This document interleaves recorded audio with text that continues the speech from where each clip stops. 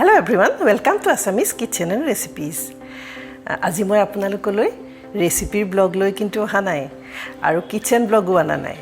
কি আনিছো বাৰু কওকচোন আজি মই আপোনালোকলৈ এটা ট্ৰেভেল ব্লগ লৈ আহিছো বহুত বিলাক সাবস্ক্ৰাইবাৰে মোক কৈ থাকে যে আপুনিনো কি কৰে হেবিলাক কেতিয়াবা মাজে মাজে দেখাবচোন হেহে ভাবিলো আজি ট্ৰেভেল ব্লগ এটা লৈ আহো কুচবিহাৰ ট্ৰিপ এটা লৈ আহিছো কেনেকৈ গলো কি কৰিলো আৰু কিনো তাত চাবলগীয়া আছে এইবিলাক সকলো দেখুৱাবলৈ চেষ্টা কৰিছো আপোনালোকে আকৱালি ল'ব বুলি ভাবিছো আহকচোন তেতিয়া হলে এই ব্লগটোৰ মাজলৈ যাও আমাৰ Bongaigaon to Cooch Behar trip start হৈছে উলেন হাইৱে দি আমাৰ নিজৰ গাড়ী ডাস্টাৰ লৈ এই যাত্ৰা আৰম্ভ কৰিলো ৰাতিপুৱা 9টা বজাত আমি এই যাত্ৰা আৰম্ভ কৰিছিলো ৰাতিপুৱাৰ খুব সুন্দৰ এটা ঠাণ্ডা পৰিবেশ গৈ আমাৰ হেদিনা খুব বেছি ভাল লাগিছিল ৰাস্তাও খুব ভাল দুই এটাইত এতিয়াও দলঙৰ কাম হৈ আছে মোৰ হাজবেণ্ডে গাড়ী চলাই গৈছে তেওঁ লং ড্ৰাইভ কৰি খুব ভাল পায় আৰু পিছৰ সিটত মোৰ দুই ছোৱালীয়ে খুব এনজয় কৰি চিপছ খাই ফুৰ্তি মনেৰে ফুৰিবলৈ গৈ আছে এই জাৰ্নিটো অলপ দীঘলীয়া 3 ঘণ্টা সময় লাগে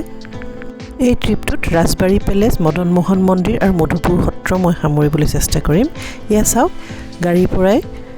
ৰাজবাৰী পেলেচৰ এক মধুৰ দৃশ্য এ আমি পাৰ্কিং প্লেচত গাড়ী ৰখাই টিকেট ঘৰলৈ গৈ আছো 25 रुपीस ইচ টিকেট চাকচোন কিমান ডাঙৰ পাৰ্কিং প্লেচ আছে বহুত দূৰৰ পৰা মানুহবিলাক আহি এনেকৈ গাড়ী ৰখাই চাবলৈ যায় এটোৱে হে টিকেট কাউন্টাৰ আৰু ইয়াতে আমি মাস্ক পৰিধান কৰিব লগা হৈছে এ আমি ৰাজবাৰী পেলেচৰ ভিতৰত সোমালো ইয়া চাওক চাৰিওফালটো কিমান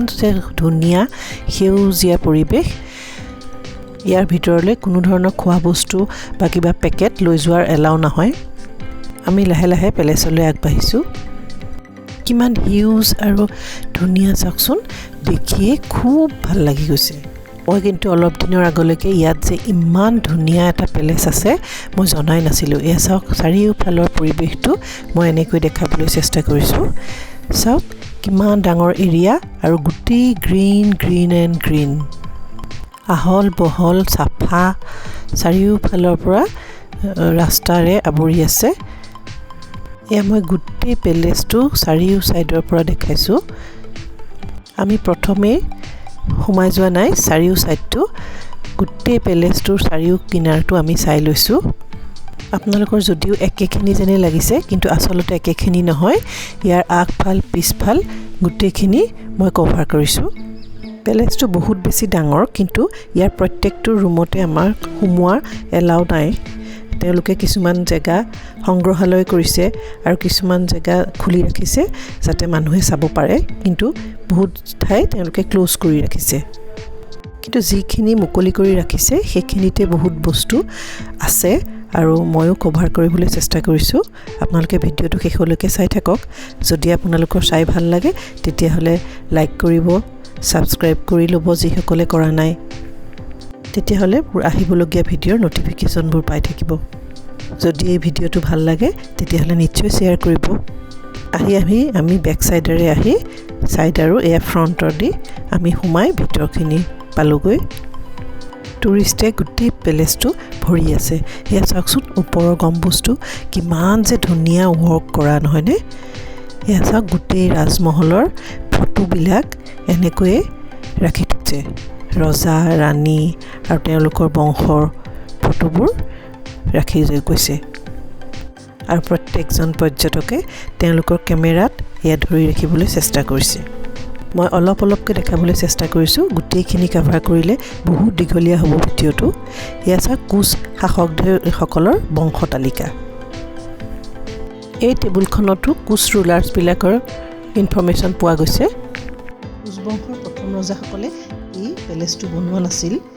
1887ত লণ্ডনৰ বাকিংহাম পেলেচৰ আৰ্হিত এই পেলেচটো বনোৱা হয় এই পেলেচটোৰ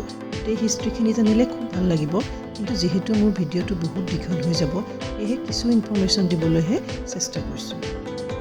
চাওক মহাৰাজ নৃপেন্দ্ৰ নাৰায়ণ দেৱৰ এটা ষ্টেচু এনেকৈ বিভিন্ন জন ৰজা ৰাণীৰ ইয়াত এনেকৈ ষ্টেচু সংগ্ৰহ কৰা হৈছে এয়া মহাৰাজ জিতেন্দ্ৰ নাৰায়ণ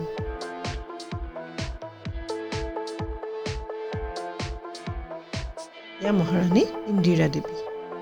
মাইসুৰৰ মহাৰাজা পেলেচ আমি বহুতেই দেখিছোঁ কিন্তু আমাৰ ইমান ওচৰত ৱেষ্ট বেংগলৰ কোচবিহাৰত কি সুন্দৰ এটা পেলেচ আছে এইটো চাওক এলিফেণ্টৰ স্কাল এটাও তেওঁলোকে সংৰক্ষণ কৰিছে এইটো এটা চেণ্টাৰ অফ এট্ৰেকশ্যন কোচ ডাইনেষ্টিৰ মহাৰাজা নৃপেন্দ্ৰ নাৰায়ণৰ দিনতে এই ৰাজভৱনটো বনোৱাৰ ষ্টাৰ্ট কৰা হৈছিলে এতিয়া এটা সংগ্ৰহালয়লৈ পৰিৱৰ্তন হৈছে এয়া চাওক ৰজাৰ এখন সিংহাসন সেই তাহানি দিনৰে বস্তু আমি গৈ চাবলৈ পাইছোঁ এয়া আমাৰ সৌভাগ্য বুলি ভাবিছোঁ চাওকচোন এতিয়া অকণমান সংগ্ৰহালয়টোৰ কিছুমান বস্তু চাওঁ এয়া চাওক গোটেই পেলেচটোৰ বাঁহেৰে সজা এটা নমুনা থৈছে কি সুন্দৰ বিভিন্ন সময়ত ৰজাসকলে ব্যৱহাৰ কৰা পিয়লাবিলাক ৰজাই ব্যৱহাৰ কৰা বন্দুক কোনো জেগাত ভিডিঅ' কৰিবলৈ এলাও নহয় ফটোহে দিব পাৰি সংগ্ৰহালয়টো তেওঁলোকে বহুত পৰিপাতি আৰু লিখি ডিটেইলছত থৈছে আৰু ইয়াৰ পিছতে এয়া বিভিন্ন নক্সাদাৰ চামুচ এই সকলোবিলাক যদি আপোনালোকে নিজ চকুৰে চাবলৈ যায় তেতিয়াহ'লে আপোনালোকে আৰু ভাল পাব এবাৰ নিশ্চয় যাব অসমীয়া ৰাইজৰ সুবিধাৰ্থে মই এই ভিডিঅ'টো অসমীয়াত দিলোঁ এইবিলাক হৈছে সেনা পদক আমাৰ অসমীয়া মানুহখিনিয়ে এই পেলেচটোৰ কথা বহুতেই কম জানে সেয়েহে এইটো মই ভিডিঅ' হিচাপে আগবঢ়াইছোঁ এয়া চাওক ওপৰৰ পেলেচৰ পৰা কি সুন্দৰ এক দৃশ্য ওপৰৰ পৰা চাবলৈ যে কি ধুনীয়া লাগিছে চাওকচোন আবেলি যদি আপুনি অকণমান ইয়াত বহিবলৈ যায় কিমান যে ভাল লাগিব এই লোটাছ টেম্পলৰ গাৰ্ডেনখনৰ নিচিনা নাই লগানে বাৰু হিউজ কাঠৰ দৰ্জা অসমৰ মানুহখিনিয়ে ইচ্ছা কৰিলে ৰেলেৰে বাছেৰে বা নিজৰ গাড়ীৰে গৈ পেলাই এবাৰ নিশ্চয় এই পেলেচটো চাই আহিব পাৰিব এয়া চাওক এইটো ৰুমত আছে তেওঁলোকে ব্যৱহাৰ কৰা বিভিন্ন ধৰণৰ ৱেপনছবিলাক এইবিলাক চাওক আৰ্হি কৰি সৰু সৰুকৈ বনাই তেওঁলোকে ৰাখিছে আকৌ এবাৰ মোক টানি নিলে সেই সেউজীয়া গাৰ্ডেনখনে কিমান যে ধুনীয়া কিমান ডাঙৰ চাওক আমি দিল্লী যাওঁ ৰাজস্থান যাওঁ মাইসুৰ যাওঁ এই পেলেচবিলাক চাবলৈ আমাৰ ইমান ওচৰতে আছে ৱেষ্ট বেংগলখনত নিশ্চয় এবাৰ চাব পেলেচটোলৈ আপুনি এবাৰ গ'লে সোনকালে ঘূৰি আহিবলৈকে মন নাযাব এই যেন বহি থাকিম গাৰ্ডেনখনত আপোনালোকৰ বাৰু কেনেকুৱা লাগিছে মোক কমেণ্ট কৰি জনাবচোন ভিডিঅ'টো অকণমান দীঘল হৈছে কিন্তু আপোনালোকে শেষলৈকে চাই থাকক আৰু কিছুমান বস্তু দেখাবলৈ চেষ্টা কৰিম আহকচোন চিলিঙত থকা কাৰুকাৰ্যখিনি চাওঁ এয়া চাওক কি সুন্দৰ নক্সা আৰু এইবিলাক হৈছে দৰ্জাৰ নক্সা এইখিনি চিলিঙৰ কি সুন্দৰ পেইণ্টিং কৰি থৈছে কাঠৰ ওপৰত পেলেচটোৰ এটা ৰুমত এনেকৈ স্কাল্পচাৰবিলাক ৰখা হৈছে এইটো টুৰিষ্টৰ ভাল এট্ৰেকশ্যন পইণ্ট মই ইয়াত বহুত অকণমানহে আপোনালোকক দেখাইছোঁ এইটো হৈছে ৰজাই খেলা বিলিয়াৰ্ড ৰুম এই গোটেইখিনি চালে আমি গম পাব পাৰোঁ যে তেখেতসকলৰ লাইফষ্টাইলটো কেনেকুৱা ধৰণৰ আছিল পেলেচটোৰ খুব ভাল লগা এটা কৰ্ণাৰ কোচবিহাৰ ট্ৰিপটোত আমি পেলেচৰ পিছতে মদন মোহন মন্দিৰলৈ যাম এয়াও আপোনালোকক দেখাম এখন আমাৰ ফটোগ্ৰাফ দিলোঁ মদন মোহন বাৰী বা মদন মোহন টেম্পল কোচবিহাৰ টাউনৰ একেবাৰে মেইন হাৰ্টতে অৱস্থিত মহাৰাজা নৃপেন্দ্ৰ নাৰায়ণে 1885 পৰা 1889 ভিতৰত এই টেম্পলটো সজাইছিল কিমান যে ধুনীয়া চাওক ছাইডত গাৰ্ডেনৰ সৈতে ইয়াত মদন মোহন মা কালী মা তাৰা মা ভৱানীক দেৱী হিচাপে পূজা অৰ্চনা কৰা হয় ইয়াত ৰাসযাত্ৰা ফেষ্টিভেল আৰু ৰাস মেলাৰ সৈতে ডাঙৰকৈ পতা হয় নৰ্থ বেংগলৰ ই এক বহুত ডাঙৰ ফেষ্টিভেল চাওকচোন বগা টেম্পলটো কিমান যে ধুনীয়া লাগিছে ভিতৰলৈ যোৱা কিন্তু দৰ্জাখন সেইদিনা বন্ধ আছিল সেয়েহে আমি বাহিৰৰ পৰাহে দৰ্শন কৰিব পাৰিলোঁ মন্দিৰটোৰে সৈতে পৰিৱেশটো খুব সুন্দৰ সেয়েহে ইয়াত টুৰিষ্টে ফটো তোলা দেখা যায় আহকচোন গোটেই চৌপাশটো এবাৰ চাওঁ। এয়া চাওক কি ধুনীয়াকৈ মেইনটেইন কৰিছে ফ্লাৱাৰ গাৰ্ডেনৰ সৈতে বৰ্ডাৰ বাউণ্ডেৰী। এয়া চাওক কি সুন্দৰ আৰু চাফা কৰি ৰাখিছে। আপোনালোকৰ যাতে ভিডিঅ'টো চাই ভাল লাগে মই তেনেকৈয়ে চেষ্টা কৰিছোঁ। ভিতৰৰ ফালৰ পৰা মন্দিৰৰ গেটখন চাওকচোন কিমান ডাঙৰ, বেছি সুন্দৰ। আপোনালোকে এবাৰ নিশ্চয় যাবলৈ চেষ্টা কৰিব। ভিতৰ ভাগলৈ যিহেতু সোমাব নোৱাৰিলোঁ সেয়েহে এনেকৈয়ে দৰ্শন কৰিলোঁ। কিমান চাফা কৰি ৰাখিছে চাওক।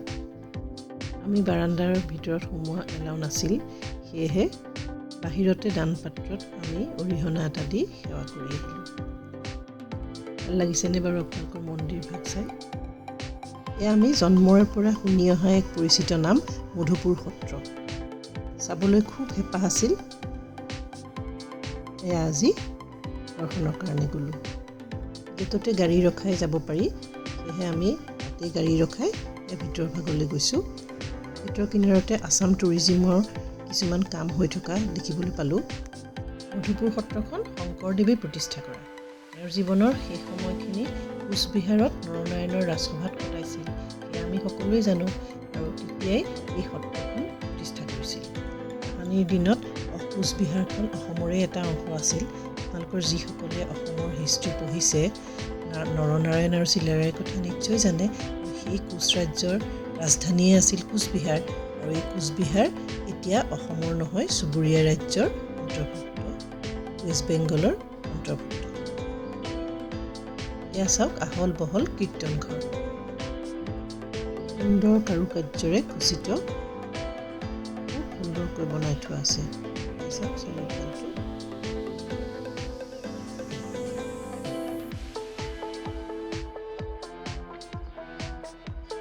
সোমাই যোৱাৰ লগে লগে মনটোৱে পবিত্ৰ পবিত্ৰ ভাৱ এটা আহিল।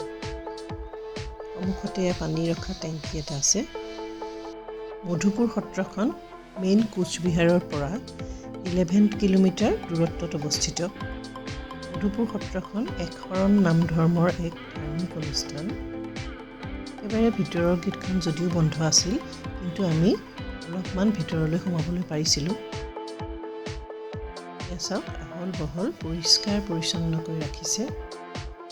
ফ্ল'ৰৰ আগভাগত কোনে কোনে কি বস্তু দিছে সেইবিলাক লিখা আছে। চাওক ভিতৰ ভাগৰ পৰা সুন্দৰ এক পৰিৱেশ, শান্ত পিচফুল পৰিৱেশ। কৃষ্ণলীলাৰ ছবিসমূহ ইয়াত দেখা পোৱা গ'ল। মই ভিতৰ ভাগ আৰু অকণমান ভালকৈ দেখাবলৈ যত্ন কৰোঁ ৰ'ব। এয়া চাওক ভিতৰ ভাগ।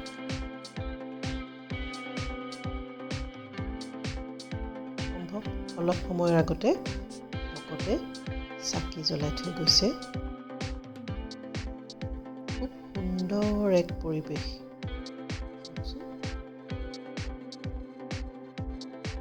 আপোনালোকে যাতে ভালকৈ চাব পাৰে সেয়েহে মই কেমেৰাটো ভিতৰ ফাললৈ সোমোৱাই দি এনেকৈ তুলি আনিলোঁ। চাওক ভিতৰখন কিমান সুন্দৰকৈ ৰাখিছে। এই সত্ৰৰ ভিতৰ চৰা। মোৰ এই ব্লগটো চাই আপোনালোকৰ কেনেকুৱা লাগিল কমেণ্ট কৰি নিশ্চয় জনাব। আকৌ এটা নতুন ভিডিঅ'ৰে আপোনালোকক পুনৰ লগ পাম। আজিলৈ আহোঁ।